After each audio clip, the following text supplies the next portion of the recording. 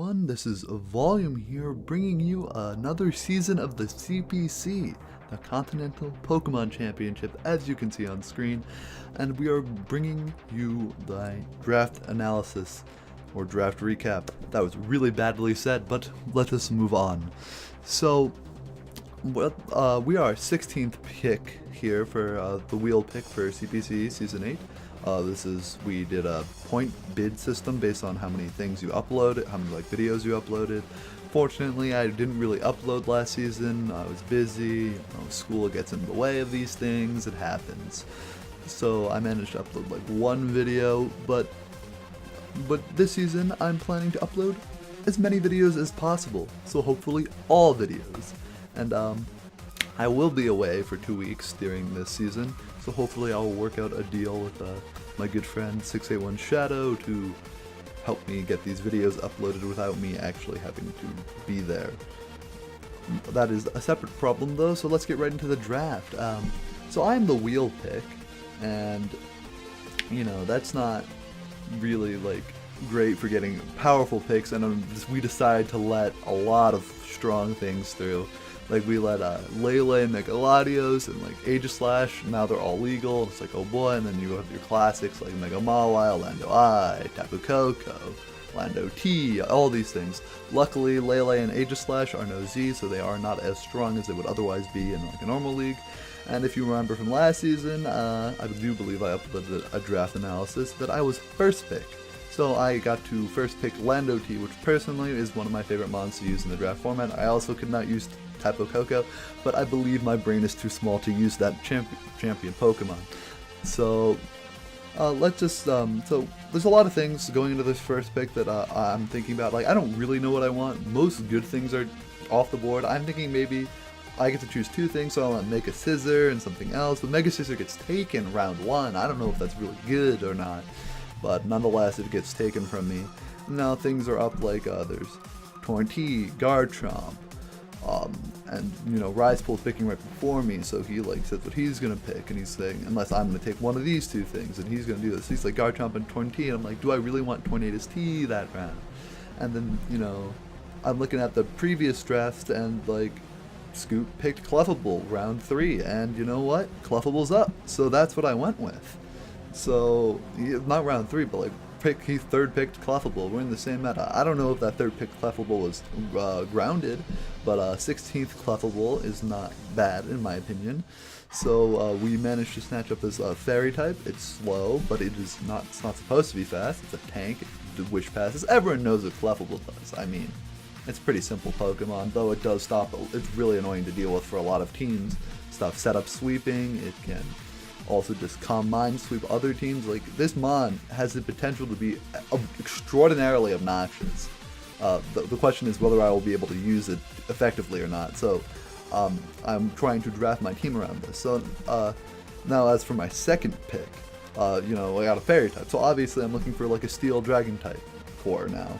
I don't believe dragon types are that necessary. Steel types, getting a strong steel type is a lot more difficult, and we got things like Jirachi up. You got other Pokemon. I could go regular Scissor, but that doesn't feel like a round 2 pick to me. So I've been talking. I had some inside knowledge into what some other people were going to be picking.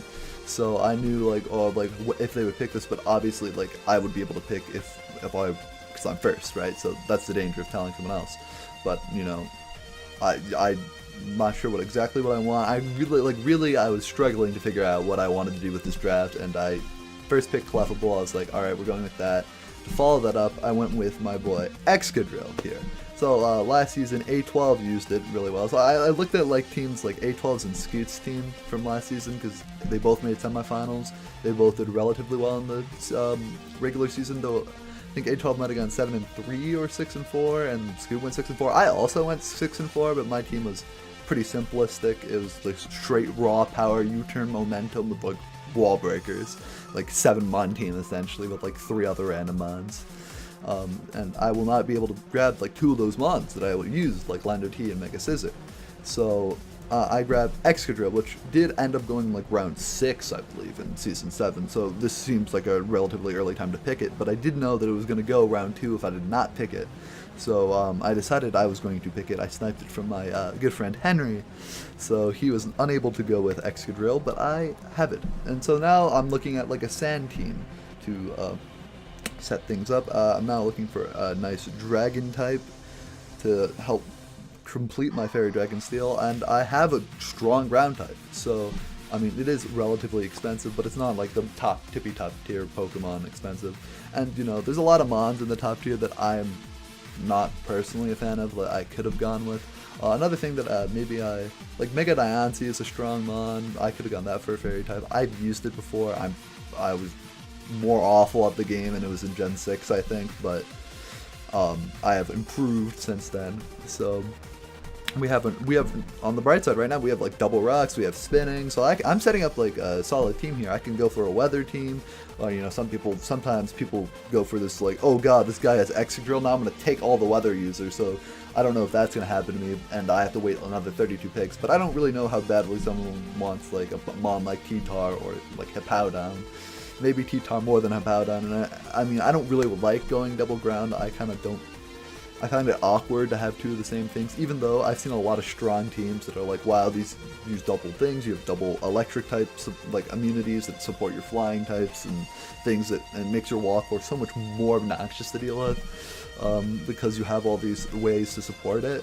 So that's why double ground is so strong in the format. But I personally am like afraid to step out of my comfort zone of just drafting like, I'm gonna draft these types.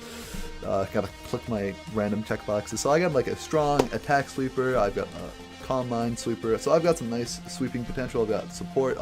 Excadrill can be a tank. The wish support for it is nice. It can come back into the game later.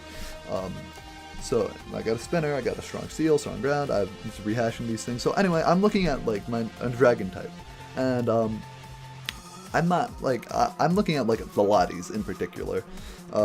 Specifically Latios. I want this mon, it's fast. I used Latios last season. It is the same speed, but like the main difference is the 130 special attack, which makes it so much more threatening offensively than Latios. And Latios also gets Dragon Dance, which Latios does not. Key thing, if you've watched Bacon's power rankings, Latios does not get DD, it gets Healing Wish. That's the difference between it and Latios. Unfortunately for me, KHD, I believe, took Latios, so I was not able to have that strong, like as strong as an offensive mon, but Latios made it back to me. And again, this actually went undrafted in Season 7, so I'm going for a lot of picks that not necessarily were like chosen, like there wasn't as much as a strong priority on it last season. So my draft's kind of like, the only thing that had like high priority on my team right now is Clefable. Excadrill didn't go late. Latios didn't even go. I picked it up as a free agency like week 6 or something. But I'm using it. I like the Fairy Dragon Steel core it gives me. It gives me a ground immunity.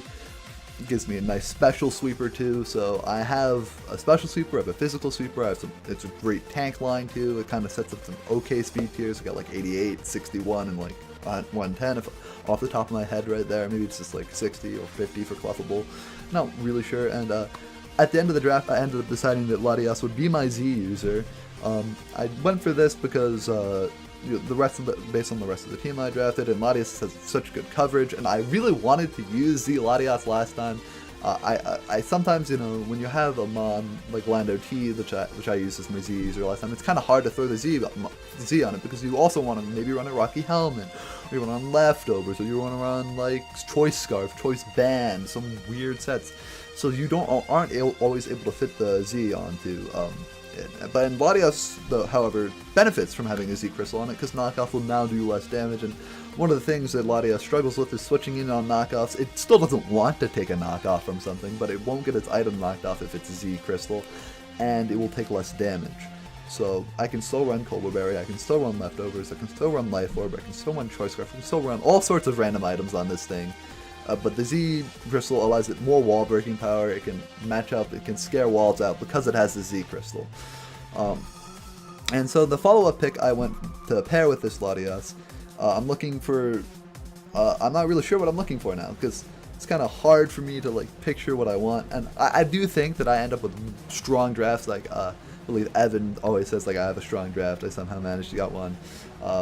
maybe this is inaccurate and just my perception of it, but I do believe I also do get strong drafts, and if you see this draft come out to fruition, it does end up being ranked number 2 by Bacon Chest, though I do believe some of his opinions are kind of, I don't know, and he did think Latias had Dragon Dance, which, you know, it's a small mistake, but it does affect how you rate a team and its setup options. But as you see, I have this extra drill here. I went for fucking T-Tar. I have T-Tar in a different league that the IDM, it's Scoots League, so I'm using that there. Not to great effect, honestly, but we we're struggling, but we did make playoffs, I think, after a fun game that maybe I should upload, but that's another story for another time. So we have another rocker here with Tyranitar.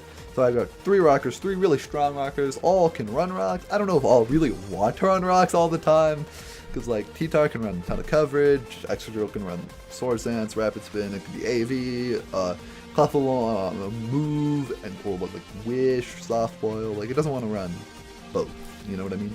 So it doesn't, like, there's only 4 move slots, but I do get it. Something I don't believe I mentioned, Latias, Defogger, so I've got decent hazard removal, and I've got my T-Tar. So this is a pretty strong 4-mon core here. I got 2 fighting resists, 2 things that are fighting weak, you know. So now I like my offense. It's a little bit slow, but I don't really think there's going to be that many fast monsters that I'm going to be able to pick up. So I'm looking for more bulk in this team, but this team's already kind of bulky in its, on its own. But I want more bulk because I usually don't draft bulky teams. I draft squishy, offensive, let's punch things in the face teams.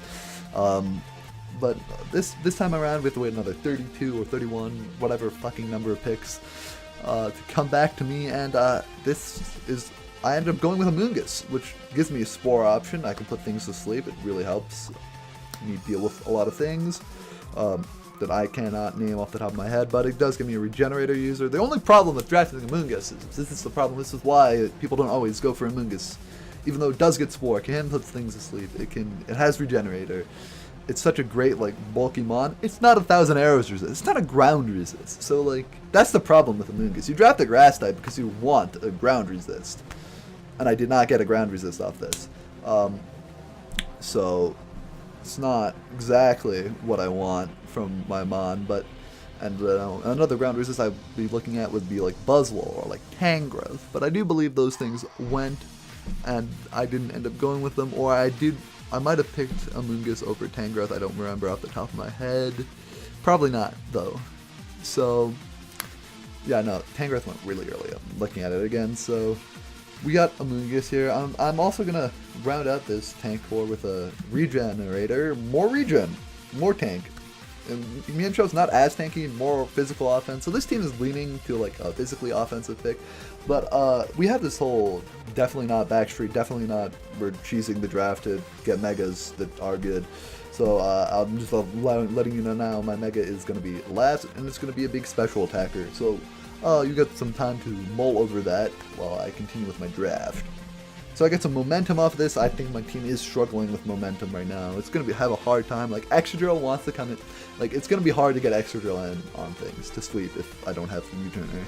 And I want to sand sweep some things. Like, that's the point of Excadrill. Or maybe I'll run, like, Scarf. Like, that's one thing Apel did beautifully. I believe Excadrill is the kill leader. Is Choice Scarf Excadrill, cleaning up team.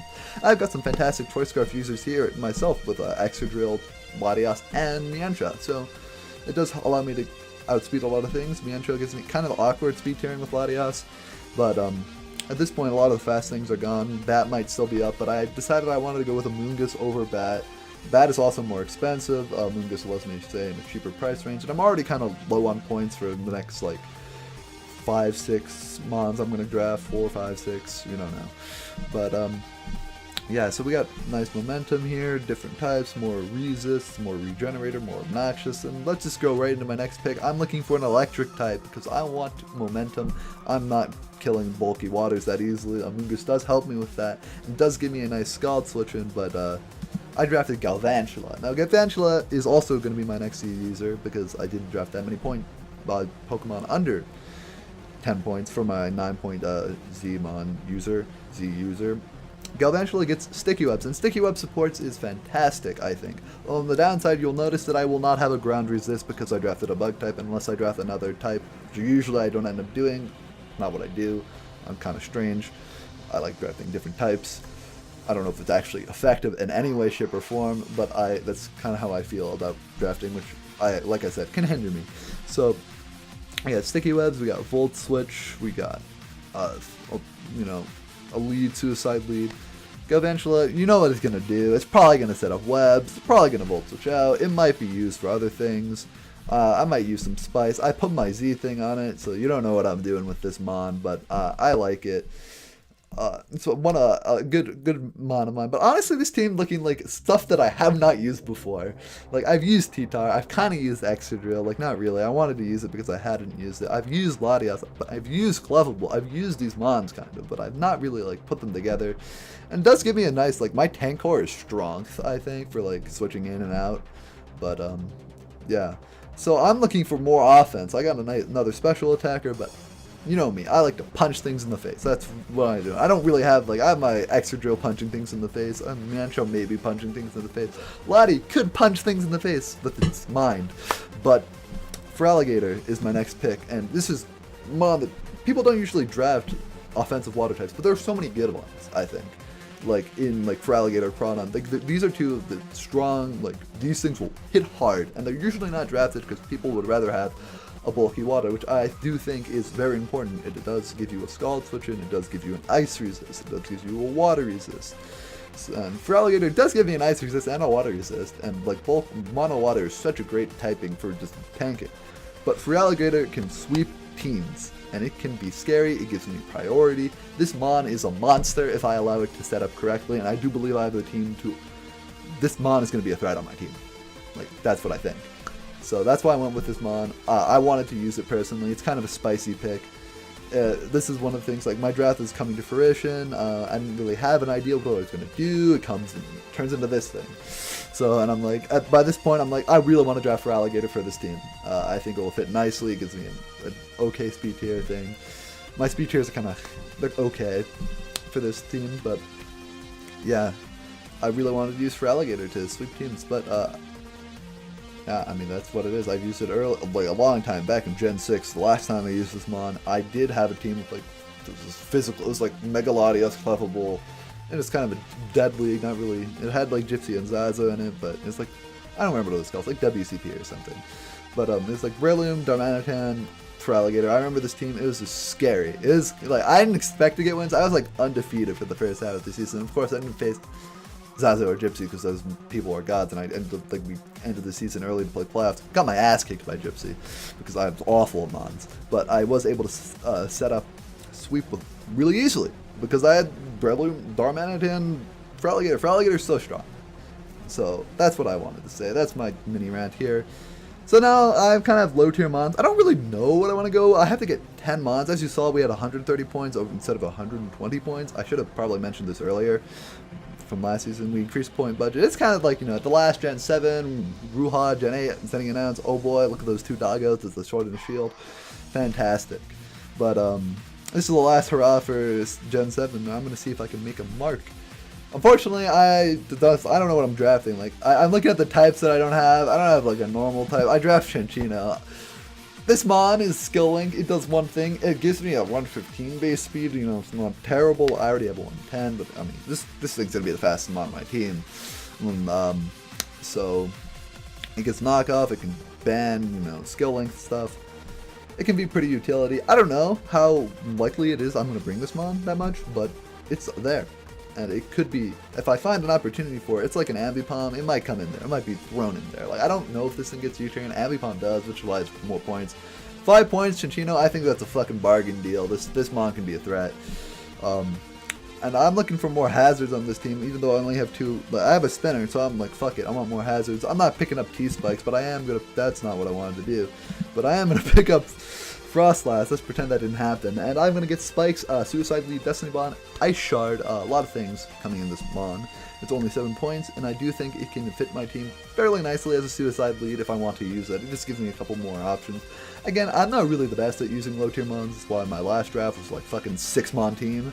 It's like, you know what I'm bringing? Can you actually deal with what I'm bringing? I don't know, but that's how I play. This team gives me a little bit more like options to like flex around things and be smarter in preparation. But I don't know. My brain might not be big enough to use this draft.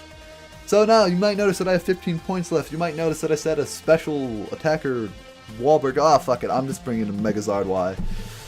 We're bringing the Sun, double weather team. I like using weather. I kind of have like, it's like a crippling attraction to weather. I'm like, oh, I don't know if it's actually good enough to use it. I don't know if it's a good idea, but I'm going to use it anyway.